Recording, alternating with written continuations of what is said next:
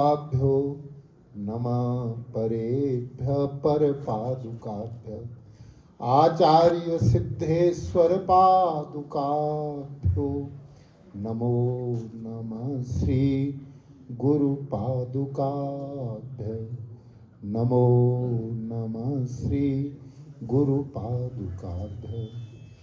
स्वामी मोहि न बिसारियो लाख लोग मिल जाएं, तुमसे हमको बहुत है, हमसे तुमको नाई। कामी नारी पियारी जिमी, लोभी प्रिय जिमी दाम। तिमि रघुनाथ निरंतर, प्रिय लागहु मोहि राम।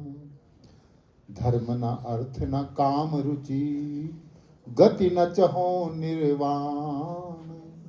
जन्म जन्म रति राम पद, यह वरदान नाम। ओम यो ब्रह्माणं विदधाति पूर्वं, यो वै वेदांश्च प्रणोति तस्मै। तं हदेव आत्मबुद्धि प्रकाशम्, मुमुक्षुर्वै शरणमहं प्रपद्ये। ओम शांति शांति शांति।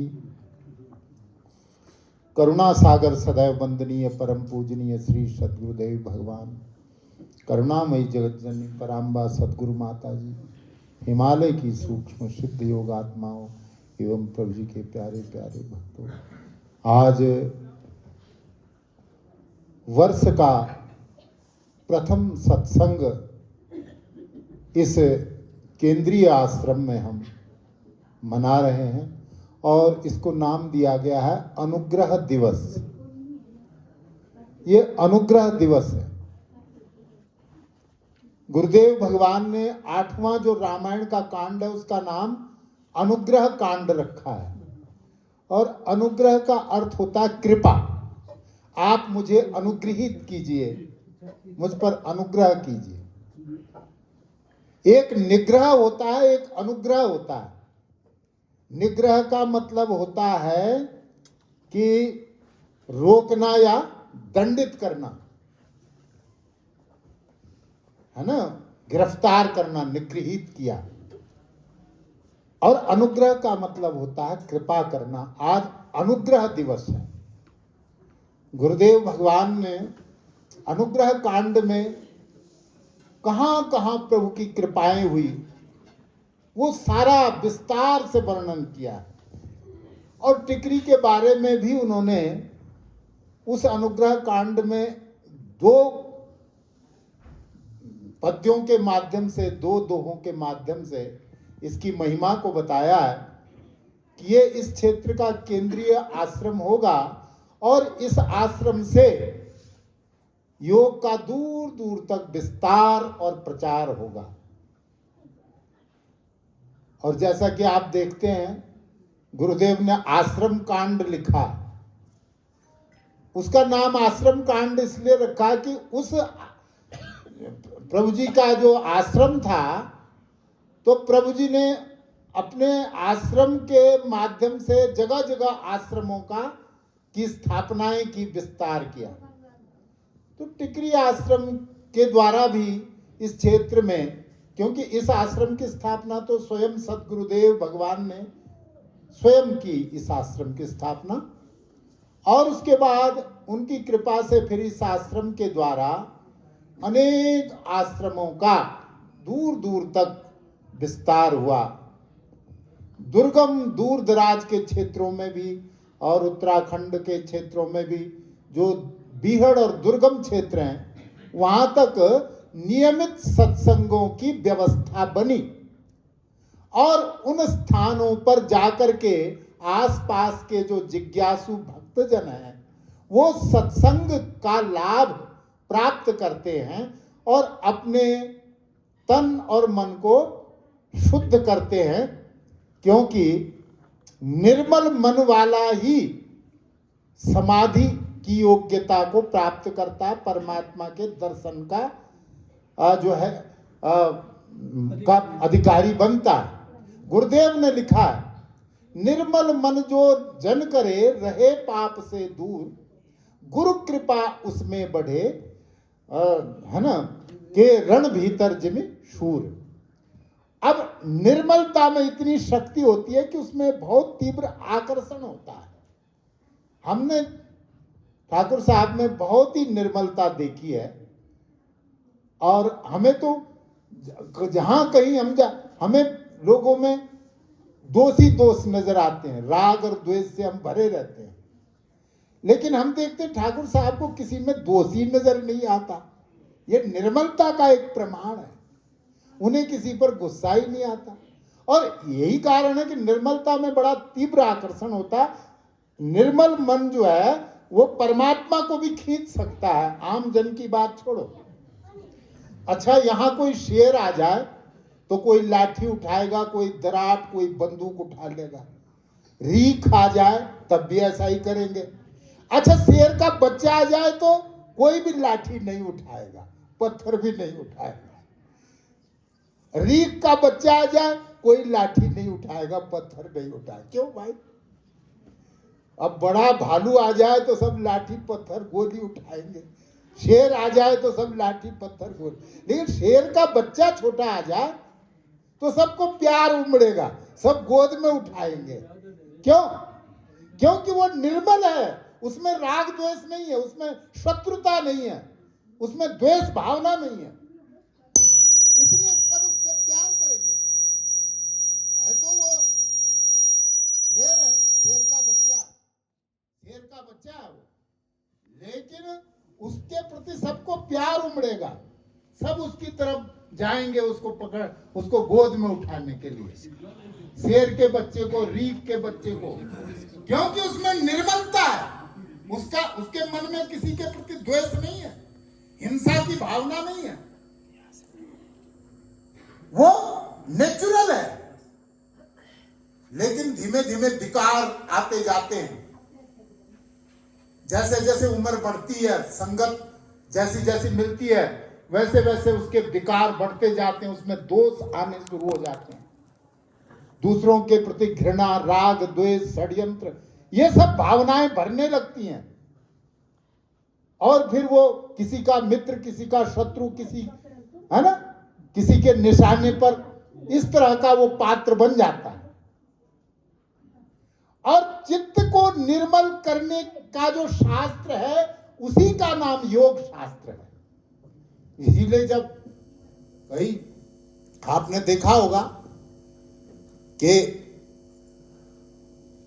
योगी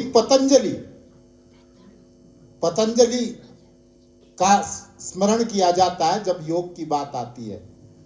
उनके बारे में कहा गया है कि योगेन चित्तस्य पदेन वाचाम मलं शरीरस्य च वैद्यकेन योपाकरोत्तम प्रवरम मुनीनां पतंजलिम प्रांजलिरानतोस्मि। जिन्होंने योग साधनाओं के द्वारा चित्त के विकारों को नष्ट करने का उपाय बताया, और व्याकरण शास्त्र की रचना करके वाणी के दोषों को दूर करने का उपाय, साधन खड़ा किया। योगेन चित्तस्य, चित्त के विकारों को, दोषों को योग के द्वारा, और वाणी के विकारों को व्याकरण के द्वारा, और मलम शरीरस्य च वैद्यकेन, और शरीर के दोषों को, रोगों को दूर करने के लिए उन्होंने वैद्यक शास्त्र की भी रचना की, आयुर्वेद की भी रचना की, आयुर्वेद ग्रंथ की। इस प्रकार तन, है ना, मन और वाणी, इन तीनों को शुद्ध करने के लिए जिस पतंजलि ने साधन दिए, उस पतंजलि ऋषि को, योगी पतंजलि को मैं प्रांजलि रानतोस्मि, हाथ जोड़कर प्रणाम कर रहा हूं। कई बार हम योग के मंचों से इस श्लोक को सुनते हैं ना, कई योगियों के मुख से, खासकर रामदेव जी तो इस श्लोक को रोज ही कहते हैं जब प्रवचन अपना शुरू करते हैं। कहने का मतलब यह है कि भगवान ने कहा कि निर्मल मन जन सो मोहि पावा और मोहि कपट छल छिद्र न भावा। जो जिसका मन निर्मल है वो मुझे बहुत प्रिय है, और मुझे छल कपट, मोहि कपट छल छिद्र, मुझे छल कपट और छिद्र माने षड्यंत्र, ये सब मुझे अच्छे नहीं लगती ये बातें। और जब कोई किसी को छलने के लिए और किसी को धोखा देने के लिए जब कोई वेश बनाता है, तो वेश बनाने से भगवान प्रसन्न नहीं होते। आपने परतनी पहनी है कि नहीं, आपने तिलक लगाया है कि नहीं, आपने गले में रुद्राक्ष की माला पहनी है कि नहीं, इससे भगवान को कोई लेना देना नहीं। हमारे सदगुरुदेव तो कभी परतनी नहीं पहनते थे, या गले में रुद्राक्ष की माला या कोई त्रिपुंड, वो ठीक है, वो गलत नहीं है। देखो, जो लोग इसको धारण करते हैं उनके गुरु के परंपरा के हिसाब से ये ड्रेस कोड है उनका, और ये भी सम्माननीय है।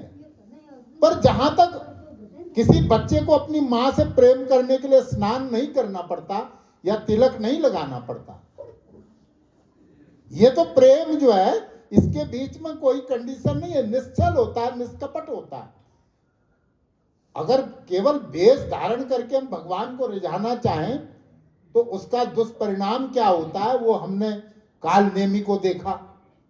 जो हनुमान जी संजीवनी लेने जा रहे थे तो उनको रावण का भेजा हुआ वो एक राक्षस था, साधु महात्मा का वेश बनाकर राम राम करते हुए बैठ गया कि पहले गुरु है भाई, गुरु दीक्षा ले लो तब आगे जाना।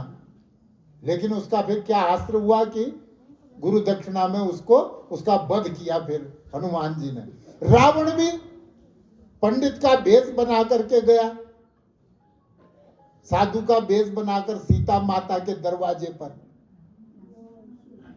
तो काल नेम जिमि रावण राहु, और राहु भी जो है देवता का रूप बनाकर बीच में। जब मन शुद्ध ना हो, चित्त शुद्ध ना हो, वाणी शुद्ध ना हो, तो फिर परमात्मा की प्राप्ति नहीं हो सकती।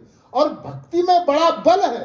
आप भक्ति को बढ़ाकर देखिए, फिर आप देखिए आपके साथ क्या अनुभव होंगे। आप बिहार में देखिए, अलीनगर से एक छोटी सी कन्या अभी चुनाव जीती, उसने बड़े दिग्गज राजनीतिक को हरा दिया, क्योंकि वो भक्त है भगवान का। वो भजन गाती है, उसका नाम है मैथिली, मैथिली उसका नाम है, अभी मैथिली ठाकुर, हाँ मैथिली ठाकुर। छोटी है, 25 साल की है, लेकिन वो इसलिए जीती कि वो भगवान की भक्त है। और उसने कहा ठीक है मैं जीतूंगी तो अलीनगर नहीं, इसका नाम सीता नगर होगा, क्योंकि सीता मिथिला की थी। बिहार के दो पार्ट है ना, एक मिथिला और एक भोजपुर। जैसे उत्तराखंड के भी दो पार्ट है, एक गढ़वाल और एक कुमाऊं। ऐसे ही बिहार के भी दो पार्ट है, एक है मिथिला, और मिथिला के ही की ही मैथिली, मतलब सीता का नाम मैथिली, मिथिलेश माने जनक। तो मैथिली केवल भक्ति के बल पर जीती है, बाकी वो कोई खानदानी नेता नहीं है या उसमें कोई ऐसा, लेकिन वो भजन गाती है और नेचुरल भजन गाती है। उसके साथ कोई बहुत बड़ी म्यूजिक पार्टी नहीं है, केवल उसके दो सगे भाई है, एक मजीरा बजाता है और एक जो है वो तबला बजाता है, वो उसके सगे भाई है दो। और उसने सारे स्तोत्र और सारे मतलब जितने भी संस्कृत में भी, हिंदी, गढ़वाली में उसने बड़े गीत गाए हैं, सभी भाषाओं में, भारत की सभी भाषाओं में, केवल भक्ति से भरे हुए गीत। तो भगवान आप देखेंगे कि इस देश में भी कई भक्त ऐसे हुए हैं जिन्होंने देश का नेतृत्व संभाला है। जनक जी महाराज, जिनका नाम केशिध्वज था, बहुत पहले हुए, उन्होंने पूरे भारत का जो शासन संभाला, वो भक्तराज थे, योगी राज थे। फिर सीता के पिताजी का नाम भी क्षीरध्वज था, जनक उनका तो उपाधि, क्योंकि उनके खानदान में पहले जनक हुए थे। तो मैं मेरा कहने का भाव ये है कि योग जो है वो चित्त को निर्मल करने का सबसे सुंदर वैज्ञानिक और आजमाया हुआ साधन है। ये जैसे कि अभी आदरणीय रामेश्वर जी ने भी कहा कि भाई तन के रोग, मन के रोग और वाणी के जो दोष हैं वो योग साधना के द्वारा ही दूर होते हैं। तो ये इस आश्रम के बारे में, क्योंकि आज अनुग्रह दिवस है और अनुग्रह कांड में गुरुदेव भगवान ने भगवान योगेश्वर प्रभु रामलाल की जो कृपाएं हम पर बरसी और पूरे विश्व पर बरसी, उसका अत्यंत संक्षिप्त में वर्णन अनुग्रह कांड में किया है। और हमारे इस क्षेत्र पर और हम दीनहीनों पर भी प्रभु की जो कृपा बरसी, सदगुरुदेव भगवान की जो कृपा बरसी, तो उसकी अनुभूतियां, उसकी स्मृतियां हमको इस स्थान पर फिर से जो है ताजी हो जाती हैं।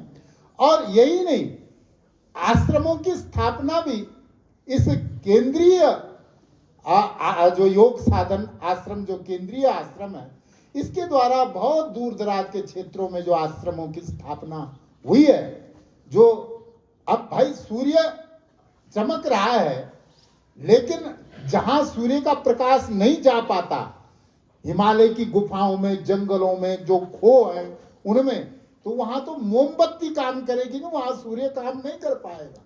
तो आदरणीय ठाकुर साहब ने टिकरी के आश्रम के माध्यम से दूर दराज के क्षेत्रों में, दुर्गम क्षेत्रों में जो आश्रम स्थापित किए हैं, वो उन अंधेरों में मोमबत्ती का काम करते हैं, दीपक का काम करते हैं और एक अपना निश्चित दायरे में एक अपना प्रकाश फैलाते हैं योग का, जिसका लाभ हम सबको प्राप्त होता है। तो प्रभु जी ने हमें, हम सबको अनुग्रहित किया। इस अनुग्रह दिवस, इस कृपा दिवस की आप सबको बहुत बहुत शुभकामनाएं। बोल श्री सच्चिदानंद लाल पूर्ण पाल ब्रह्म भगवान की। तो आदरणीय भाई जी ने बहुत सुंदर बातें कही। जब तक शीशा साफ नहीं है, अपना चेहरा नहीं दिखेगा उसमें। जब तक तालाब में हलचल है तो उसमें कुछ भी प्रतिबिंब दिखता नहीं है। ऐसे ही जब तक मन में भी हलचल है तो भगवान नहीं टिकेंगे वहाँ पे, और मन निर्बल नहीं है तो न टिकेंगे भगवान, ना उसमें दिखेंगे। बड़ी सुंदर बातें इन्होंने कही, जिस पर हम चलकर आगे बढ़ सकते हैं। तो अब मंजू वाला आचार्य